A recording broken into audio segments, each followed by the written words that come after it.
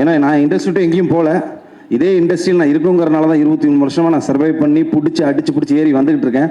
But of course அந்த பிஸ்னஸ்ன்னு வரும்போது பார்த்தீங்கன்னா, what is your last film, கடைசியாக உங்கள் படம் என்ன ஓடி இருக்கு, அதை பொறுத்து தான் எல்லாமே இருக்கும், இன்க்ளூடிங் த கரண்ட் ஃபிலிம், நீங்கள் சைன் பண்ணுற ஃபிலிமோட பட்ஜெட்டாக இருக்கட்டும்.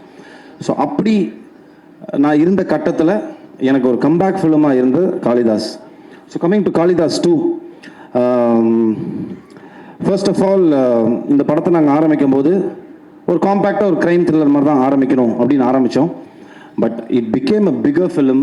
இப்படி ஒரு பெரிய ஒரு படமாக மாறினதுக்கு முக்கிய காரணம் Senthil sir, thank you so much sir, and Narayanan sir, Narayanamurthy sir and Yogeshwar, இவங்க 3 பேருக்கு தான் நான் நன்றி சொல்லணும்.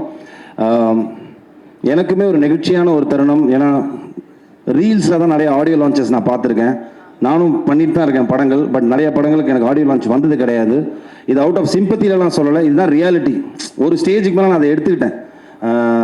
நம்மளுக்கு ஒரு நல்ல தயாரிப்பாளர், நல்ல ஒரு பெரிய செட்டப்பில் அமைஞ்சால் மட்டும்தான் இதெல்லாம் அமையும் அப்படின்னு. அது எனக்கு இந்த படத்தில் அமைஞ்சிருக்கு. I think thank you so much sir.